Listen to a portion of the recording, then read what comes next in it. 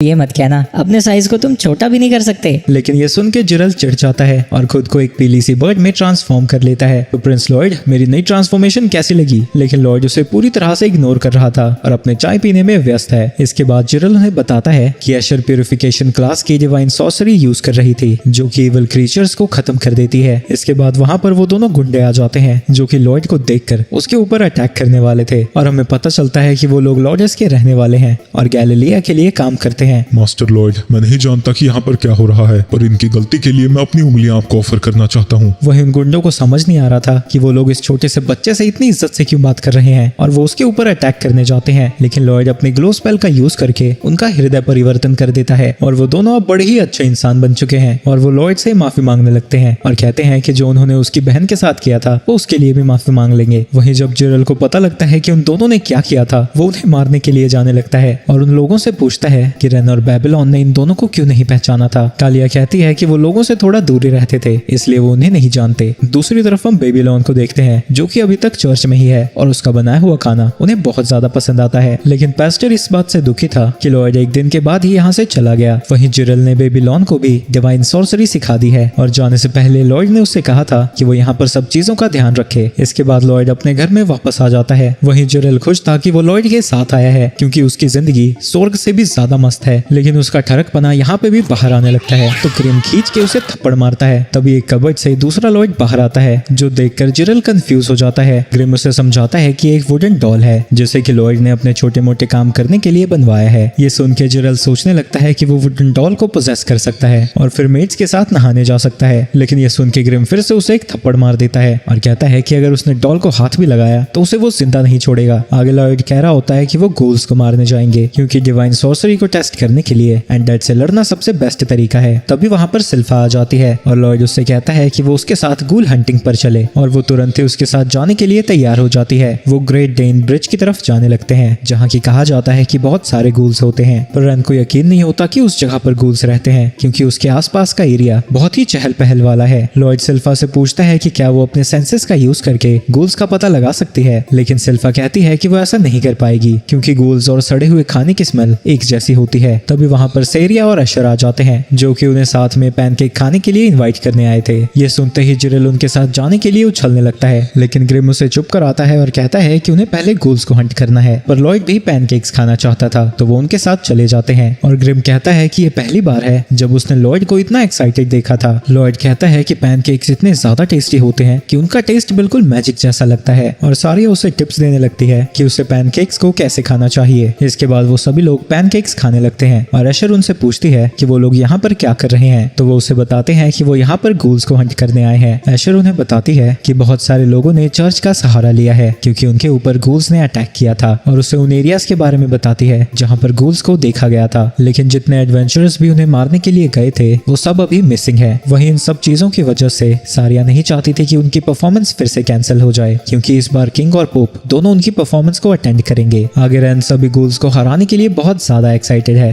क्योंकि वो नहीं चाहती कि गूल्स बाकियों की जिंदगी को तबाह करना जारी रखें। इसके बाद वो ग्रेट डीन ब्रिज के पास पहुंच जाते हैं पर रैन को समझ नहीं आता कि यहाँ पर गूल्स आखिर होंगे कहाँ। तो लॉयड बताता है कि वो जरूर नालियों की तरफ होंगे। वहीं सेंसेस तेज होने की वजह से शीरो और सिल्फा को पहले ही बदबू आने लगती है लेकिन लॉयड अंदर जाना चाहता था क्योंकि उसे मिसिंग एडवेंचरर्स की फिक्र हो रही है, खासकर उसकी जिसे उसने पहले भेजा था। तो अभी सोर्स में से टाउ बाहर आती है जो कि उसे गले लगा लेती है और वो खुश थी क्योंकि लॉयड को उसकी फिक्र हो रही थी। तो अभी सिल्फा उसके टकले पर मारती है और बताती है कि लॉयड यहाँ पर सिर्फ इसलिए आया है क्योंकि वो अपनी डिवाइन सॉर्सरी को टेस्ट करना चाहता था। आगे लॉयड उससे पूछता है कि क्या गूल्स स्टोर के अंदर छुपे हुए हैं, पर टाउ उसे बताती है कि जब वो अंदर थी वो खो गई थी और उसे कुछ भी नहीं मिला। लेकिन जैसे ही उसने लॉयड की प्रेजेंस फील की वो वहाँ से बाहर निकल पाई। टाउ बताती है कि सुअर्स के अंदर वो ची का यूज नहीं कर सकती तो वहाँ से जाने लगती है। बस इतनी सी बात, तुम्हें उसकी चिंता करने की कोई जरूरत नहीं है। जिसके बाद वो प्यूरिफिकेशन मैजिक का यूज करके वहाँ से सारे डार्क मायाज़मा को खत्म कर देता है। इसके बाद वो सोर्स के अंदर चले जाते हैं जहाँ जाने पर उन्हें पता लगता है कि लॉयड के मैजिक ने उस एरिया के अंदर सब कुछ साफ कर दिया था और इसकी वजह से टाउ पहले की तरह थकी हुई महसूस नहीं कर रही थी। लेकिन चीजें अब इतनी ज्यादा चमचमा रही थी कि ग्रिम को उन सबसे तकलीफ होने लगती है और हवा साफ होने की वजह से टाउ भी की का यूज कर पा रही थी। तो वो अपनी स्पेशल डिटेक्शन स्किल का यूज करके एरिया को सर्च करने लगती है जिसकी वजह से उसे गूल्स की लोकेशन का पता लग जाता है। आगे रैन टाउ को मेट के कपड़े देती है और वो उन्हें वहां पर ले जाती है जहां पर गूल्स थे। लेकिन शीरो लॉयड के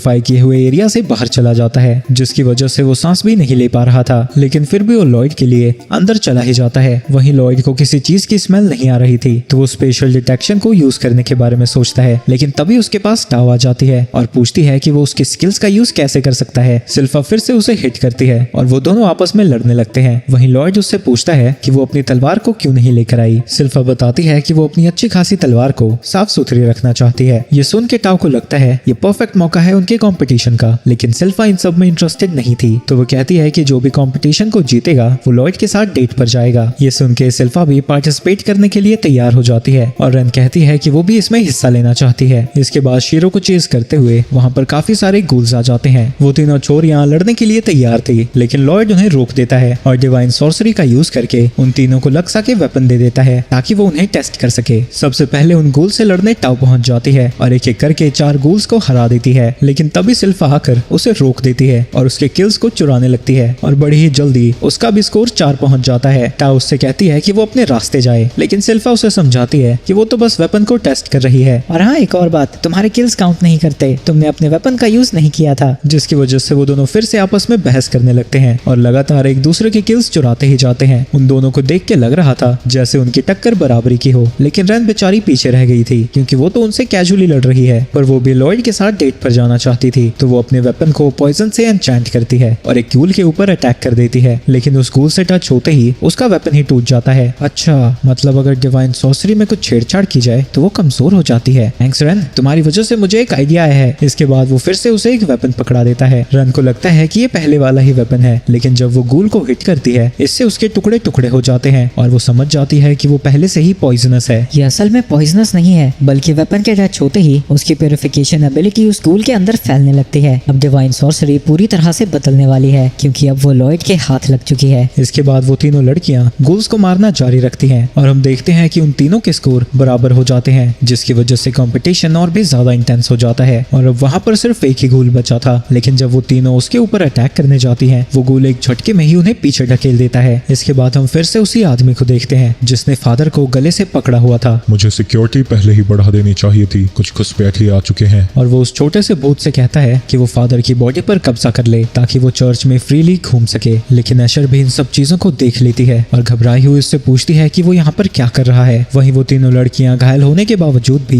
फिर से उठती हैं। वहीं रैन को एक धागा दिखता है जिसे देखकर वो हैरान हो जाती है। टाओ उस मॉन्स्टर के ऊपर अटैक करने जाती है, लेकिन तभी अचानक से वो उसके सामने ही बैठ जाती है। उसे समझ नहीं आता कि यहाँ पर हो क्या रहा है। वो मॉन्स्टर उसके ऊपर अटैक करने ही वाला था, लेकिन ऐन वक्त पर सिल्फा वहां आकर उसे बचा लेती है और टाओ उसे बताने की कोशिश करती है कि वो अपने पैर को मूव नहीं कर पा रही थी। तो सिल्फा उसे बताती है कि उसे अपने हाथ भी अजीब से महसूस हो रहे थे। तभी वो मॉन्स्टर लॉयड के ऊपर धागा फेंकता है, लेकिन लॉयड उसे कैच कर लेता है और जब वो उसकी पावर्स को सेंस करता है उसकी डर के मारे बुरी हालत हो जाती है। मौका देखकर वो तीनों लड़कियां उसके ऊपर साथ में अटैक करती हैं, लेकिन वो इसे भी डॉज कर लेता है। दूसरी तरफ लॉयड उस धागे को एनालाइज कर रहा था और उसे पता लगता है कि एक स्पाइनल थ्रेड है। रन बताती है कि उसने भी उस धागे को देखा था और उसने उस मॉन्स्टर के बारे में पहले भी सुना हुआ है। इसके बाद हम पास्ट का सीन देखते हैं जब जेड रन को न्यूरॉन ब्लाइडेड के बारे में बता रहा था, जिसकी बॉडी माना से बनी हुई स्पाइनल थ्रेड्स बनाती है। जब वो थ्रेड किसी इंसान के शरीर को छूता है वो मॉन्स्टर उस हिस्से को कंट्रोल कर सकता है। उसके पूरे शरीर पर स्पाइनल थ्रेड्स लिपटे हुए हैं जिनके ऊपर अटैक्स को डॉज करने के लिए और काउंटर अटैक करने के लिए माना सिग्नेचर लगा हुआ है। इसकी वजह से उसकी रिएक्शन स्पीड बहुत ज्यादा है। सिविल वॉर के दौरान उसे बायोलॉजिकल वेपन की तरह भेजा गया था और उसके रास्ते में जो भी आया उसने उसे मार दिया, चाहे वो उसके साथी ही क्यों ना हो। तो उन्होंने उसे मारने की कोशिश की, लेकिन वो उसका कुछ भी नहीं बिगाड़ पाए। यहाँ तक कि दिल में गोली मारने के बाद भी वो जिंदा बच गया था। आखिर में एक क्लिफ पर धमाका करके उसे समुद्र में गिरा दिया गया और पूरे समय वो बुरी तरह से तड़प रहा था। वहीं प्रेजेंट में वो तीनों लड़कियां अब स्पाइनल थ्रेड्स को देख पा रही थी। वहीं सिल्फा को समझ नहीं आता कि वो मूव कैसे कर पा रहा है जबकि उसकी मौत पहले ही हो गई है। रन को लगता है कि शायद ये उसके ऑटोमेटिक रिफ्लेक्सेस की वजह से है, लेकिन लॉयड को नहीं लगता कि वो एक घूल है क्योंकि उसके पास अभी भी उसकी पुरानी मेमोरीज हैं। टाओ कहती है कि उन्हें ये सब छोड़कर बस उसके ऊपर अटैक करने पर फोकस करना चाहिए और वो उसके थ्रेड्स को डॉज कर लेंगे। लेकिन तभी वो देखते हैं कि वो थ्रेड्स उनके चारों तरफ है, जिसके बाद वो उन्हें जमीन पर पटक देता है। इसके बाद हम फिर से उसी आदमी को देखते हैं जिसे वो रेत कहता है कि वो एशर को पोजेस करना चाहता है क्योंकि उसका फिगर उसे बहुत अच्छा लग रहा है। वो घोस्ट उसे पोजेस करने जाने लगता है, लेकिन तभी बेबीलोन उसके ऊपर अटैक कर देता है और साथ ही उस आदमी के हाथ में भी चाकू घुसा देता है। लगता है तुम भगवान के रास्ते से भटक गए हो, मेरे साथ भजन गाना चाहोगे? मेरे पास इन सब फालतू चीजों का का समय नहीं है। जिसके बाद वो अपनी बॉडी को अजीब तरीके से ट्रांसफॉर्म कर लेता है। वहीं तीन सेक्सी लड़कियों को नीचे गिरा हुआ देखकर जिरल को उस मॉन्स्टर के ऊपर गुस्सा आने लगता है। वहीं वो तीनों लड़कियां फिर से उठ खड़ी होती हैं और अब वो उसके लड़ने के तरीके को समझने लगी थी। वो फिर से अपने स्पाइनल थ्रेड से उन्हें पकड़ने की कोशिश करता है, लेकिन वो तीनों उससे बचकर मॉन्स्टर के पास पहुंच जाती हैं। लेकिन इसके बावजूद भी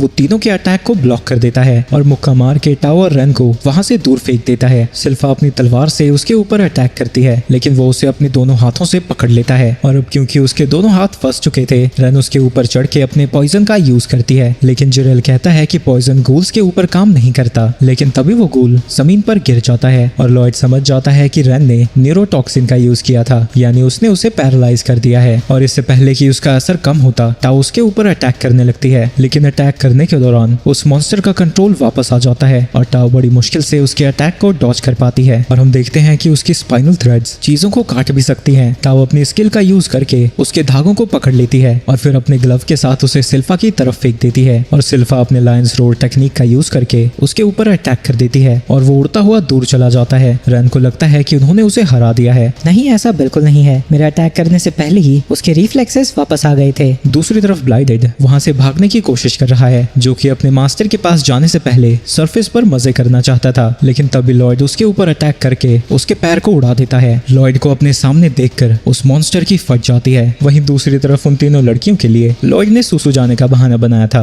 वहीं वो मॉन्स्टर अपनी पुरानी जिंदगी को याद करने लगता है, जहां उसके साथ सिर्फ अन्याय ही हुआ था और ऐसे ही दुख भरी जिंदगी जीते जीते उसकी मौत हो गई। पर क्योंकि एक गोस्ट के तौर पर भी वो कमजोर था, वो किसी ताकतवर इंसान को कंट्रोल ही नहीं कर पाया, तो उसका बदला अधूरा ही रह गया। लेकिन तभी उसे उसका मास्टर मिला, जिसने उस मॉन्स्टर की बॉडी उसे दिखाई और उस बॉडी का यूज करके उसने उन सब से बदला ले लिया जिसने उसे सताया था। लेकिन इसके बाद उसके पास करने के लिए कुछ भी नहीं था, तो वो अपने मास्टर के पास वापस आ गया और उसका मास्टर ही उसकी दुनिया बन गया। इसके बाद हम प्रेजेंट में वापस आते हैं, जहां लॉयड अपने लक्सा का यूज करके एक जायंट एंजल को समन करता है। उसे देखकर ब्लाइडेड और भी ज्यादा डर जाता है और वहां से भागने के बारे में सोचने लगता है, लेकिन तभी उसे अपने मास्टर की याद आती है और उसे लगता है कि लॉयड उनके लिए खतरा हो सकता है। तो डर के मारे कांपने के बाद भी वो उससे लड़ने का डिसाइड करता है। वो अपने पैर को वापस से सिल के जोड़ लेता है और लॉयड के ऊपर अटैक करने जाने लगता है। वो एंजल के सभी अटैक को डॉज कर रहा था, लेकिन इस दौरान उसका एक हाथ कट जाता है, लेकिन इसके बावजूद भी वो नहीं रुकता और लॉयड की तरफ बढ़ता ही जाता है। लेकिन लॉयड के पास जाकर वो उसके बैरियर से टकरा जाता है और रियलाइज करता है कि उसके पास जीतने का कभी कोई चांस था ही नहीं। लेकिन जब वो गिरने वाला था, वो एंजल उसे कैच कर लेती है और लॉयड ये देखकर खुश था कि उसने फाइनली ऑटोमेटिकली रिएक्ट करना बंद कर दिया है। तुमने मुझे छोड़ क्यों दिया? लॉयड उसे बताता है कि वो उसके ऊपर एक्सपेरिमेंट करना चाहता है, क्योंकि वो काफी इंटरेस्टिंग है। एक सेकंड, तुम बात कर सकते हो? तुम ये पहले नहीं बता सकते थे। लगता है मैंने जितना करना था उससे ज्यादा डैमेज हो गया। इसके बाद लॉयड उससे पर्सनल सवाल करने लगता है और अपना हाथ उसके तरफ बढ़ाते हुए कहता है कि वो उसके बारे में और जानना चाहता है। ये सब सुन के ब्लाइडेड इमोशनल हो जाता है और उसके हाथ को पकड़ लेता है, लेकिन इमोशनल होने की वजह से वो रोने भी लगता है। वहीं ग्रिम और जिरल उसकी तारीफ करने लगते हैं, क्योंकि फट के 4 होने के बावजूद भी वो लॉयड से लड़ रहा था। लॉयड से लड़ने में बहुत हिम्मत लगी थी। मेरी पिछली जिंदगी की मुश्किलें इसके सामने कुछ भी नहीं थी। मुझे कभी नहीं लगा था कि मैं लॉयड जैसे इंसान का हाथ भी छू पाऊंगा। तभी ब्लाइडेड याद करता है कि उसके मास्टर ने उसे लूमा मैक्सिमा नाम की स्पेल दी थी, जो कि अगर टूटती है तो उसकी बॉडी के साथ साथ उसकी आत्मा भी तबाह हो जाएगी। वहीं वो पिल टूट जाती है, जिसकी वजह से वहाँ काफी तेज रोशनी होती है और उसका पूरा शरीर राख में बदल जाता है। दूसरी तरफ उस आदमी को पता लग जाता है कि न्यूरॉन ब्लाइडेड हार चुका है। उस स्पेल की वजह से ग्रिम घायल हो गया था, तो लॉयड उसे हील करने लगता है। वहीं जिरल को समझ नहीं आता कि वो मॉन्स्टर लूमा मैक्सिमा का यूज कैसे कर पा रहा था, क्योंकि वो काफी एडवांस्ड स्पेल है और उसे बहुत कम बीइंग्स यूज कर पाते हैं। मरते हुए उस ब्लाइडेड की आवाज लॉयड को सुनाई देती है, जो उससे कहता है कि वो उसके मास्टर को संभाल ले। इसके बाद लॉयड उसकी तलवार को उठा लेता है। दूसरी तरफ बेबीलोन एशर से कहता है कि वो फादर को लेकर यहाँ से चली जाए, लेकिन एशर को उसकी फिक्र हो रही थी, तो वो कहता है कि वो उसकी फिक्र ना करे, यहाँ पर वो सबसे ज्यादा ताकतवर है, तो उसे किसी को मदद के लिए भी बुलाने की कोई जरूरत नहीं है। इसके बाद एशर वहाँ से चली जाती है। वहीं बेबीलोन यहाँ पर किसी और को नहीं आने देना चाहता था, क्योंकि उसे लगता है कि इस आदमी को कोई नहीं हरा सकता। लेकिन तभी बेबीलोन देखता है कि वो कब से जमीन को ही घूरे जा रहा है। मेरे बाप, थोड़ी देर और ऐसे रुक जा, एशर के जाते ही मैं भी 9-11 हो जाऊंगा। लेकिन तभी वो बेबीलोन के ऊपर अटैक कर देता है, लेकिन बेबीलोन हवा में जंप करके उसके अटैक से बच जाता है। इसके बाद हम पास्ट का सीन देखते हैं, जब लॉयड ने बेबीलोन को चर्च का ध्यान रखने के लिए कहा था, क्योंकि उसकी जिंदगी खतरों का सामना ही बीतते हुए गई है, तो वो किसी भी खतरे को पहले पहचान सकता है और कहता है कि वो उसके ऊपर भरोसा करता है। बेबीलोन उस बंदे के अटैक को डॉज करता है, लेकिन उसे समझ नहीं आता कि उसे डर क्यों नहीं लग रहा है क्योंकि वो आदमी उससे कहीं ज्यादा ताकतवर है। उसे लगता है कि लॉयड ने जरूर उसे कोई बफ दिया होगा और वो उस आदमी के पीछे पहुंच जाता है। वो जानता है कि उसके अटैक्स उस आदमी के ऊपर काम नहीं करेंगे, तो वो लॉयड की तरह ग्लो स्पेल का यूज करता है ताकि वो उस बंदे का हृदय परिवर्तन कर सके। लेकिन उसके पास इतना माना नहीं था जो एक ही अटैक काम कर पाता, तो वो उसी सेम स्पेल को लगातार कास्ट करने लगता है और उसे लगता है कि इतनी रोशनी में वो आदमी भी उसके ऊपर अटैक नहीं कर पाएगा। लेकिन तभी वो आदमी बेबीलोन की छाती के ऊपर अटैक कर देता है, जिसके बाद वो जमीन पर गिर जाता है। लेकिन उसने आदमी का ध्यान इतनी देर के लिए भटका दिया था कि एशर फादर को लेकर वहां से दूर जा चुकी है। तभी अचानक से वो फिर से खड़ा हो जाता है क्योंकि जब उस आदमी ने उसके ऊपर अटैक किया था उसने अपनी फ्लेक्सिबिलिटी का यूज करके अपने ऑर्गन्स को बचा लिया था। वो अपने मसल्स को भी ट्विस्ट करके उनकी ताकत बढ़ा सकता है और वो अपनी पूरी पावर से उस आदमी के ऊपर अटैक करता है। लेकिन वो बहुत ज्यादा स्ट्रॉन्ग है और उस अटैक की वजह से उल्टा बेबीलोन ही घायल हो जाता है। लेकिन फिर भी वो पागलों की तरह अटैक करता ही जाता है, लेकिन इससे उस आदमी का कुछ भी नहीं बिगड़ता और वो उसके ऊपर अटैक करके सीधा दीवार में दे मारता है। उससे बेबीलोन की बॉडी काफी इंटरेस्टिंग लगती है। इसके बाद वो अपने लक्सा का यूज करके काफी सारे स्वॉर्ड्स को समन करता है जो कि चर्च में चारों तरफ फैले हुए थे।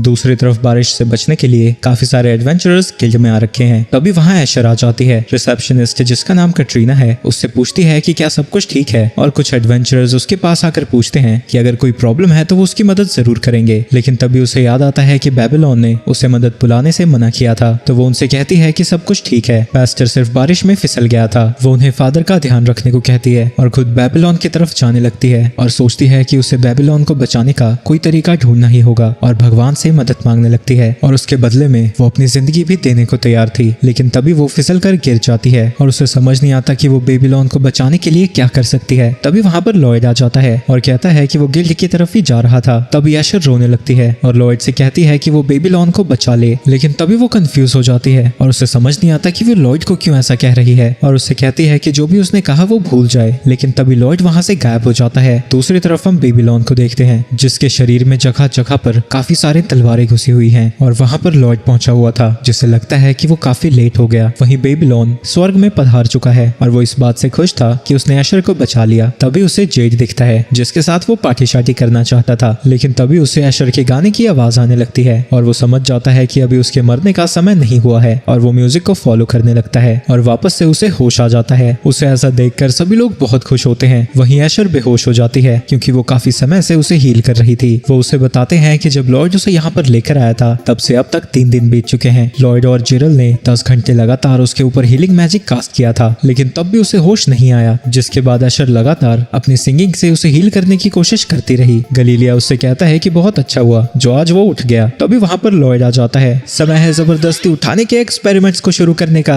लेकिन वो देखता है कि बेबीलोन को होश आ चुका था। ओह, तुम्हें होश आ गया, ये तो बहुत अच्छी बात है। तुम्हें देख के नहीं लग रहा कि तुम खुश हो। बेबीलोन उसका शुक्रिया अदा करता है, लेकिन लॉयड कहता है कि उसे एशर और जेड का शुक्रिया अदा करना चाहिए क्योंकि वो उसे हील करती रही और अगर वो जेड का मैजिक यूज नहीं कर पाता तो वो सच में मारा जाता। इसके बाद बेबीलोन उसे उस बंदे के बारे में सब कुछ बता देता है और जिरल को यकीन नहीं होता कि उस जैसा घटिया इंसान लक्सा का यूज कर सकता है। इसके बाद बेबीलोन उन्हें बताता है कि उसने लगातार 30 ग्लो स्पेल्स को कास्ट किया था, लेकिन वो उसके दिल को जरा सा भी नहीं बदल पाया। तो लॉयड को लगता है कि उस आदमी के हिसाब से वो कुछ भी गलत नहीं कर रहा है क्योंकि प्यूरिफिकेशन मैजिक तभी काम करता है जब सामने वाले को पता हो कि वो गलत है। इसके बाद वो पास्टर से बात करते हैं और पता करने की कोशिश करते हैं कि वो आदमी आखिर चाहता क्या है, क्योंकि वो सिक्योरिटी बढ़ाने के बारे में कुछ बात कर रहा था। तालिया देखती है कि लॉयड बिल्कुल डिटेक्टिव की तरह लग रहा है और वो उसे कुछ कपड़े पहना देती है जिसमें लॉयड उसे बहुत ज्यादा प्यारा लगता है, पर गलीलिया उससे कहता है कि उसका मास्टर उनका खिलौना नहीं है। इसके बाद वो इन्वेस्टिगेशन करने के लिए उसी गार्डन में पहुंच जाते हैं जहां वो चर्च की रखवाली करने के लिए टाउ का शुक्रिया अदा करता है और पूछता है कि यहाँ पर कुछ हुआ तो नहीं था। टाउ उसे बताती है कि यहाँ पर कटरीना आई थी। वो ये सब उसे बता ही रही थी। तभी कटरीना वापस से वहीं पर आ जाती है और वो गुस्से में थी। वो उन्हें बताती है कि उस आदमी के बारे में इंफॉर्मेशन देने के लिए उसने चर्च के हेडक्वार्टर्स में कांटेक्ट किया था, जहां पोप अपनी असिस्टेंट से उस इंसिडेंट के बारे में पूछता है, जो उसे बताती है कि वो आदमी लक्सा का यूज कर रहा था। लेकिन ये सुन के बाकी के प्रीस्ट गुस्सा हो जाते हैं। उन्हें नहीं लगता कि उनमें से कोई भी वो मॉन्स्टर हो सकता है, इसके पीछे जरूर किसी की चाल होगी। और वो लोग उससे पूछते हैं कि ये रूमर किसने फैलाया। तो वो लड़की उन्हें बेबीलोन के बारे में बताती है जिसने उस आदमी से लड़के चर्च को बचाया था, लेकिन वो पहले क्रिमिनल रह चुका है। तो बाकी के प्रीस्ट कहते हैं कि वो उसकी बात पर भरोसा नहीं कर सकते और पोप वापस मैसेज भेजता है कि अगर वो चर्च पर इल्जाम लगा रहे हैं तो इनके पास इसका पुख्ता सबूत होना चाहिए और इसकी वजह से गिल्ड उनकी मदद करने के लिए कुछ नहीं कर सकता। पर लॉयड कहता है कि उन्हें बस सबूत ढूंढने हैं और वो टालिया और गालिलियो को खुदाई पर लगा देता है, लेकिन पास्टर कहता है कि ये पवित्र जगह है जहाँ पर वो अपने पेट्स को दफनाते हैं, वो ऐसे ही इसकी खुदाई नहीं कर सकते।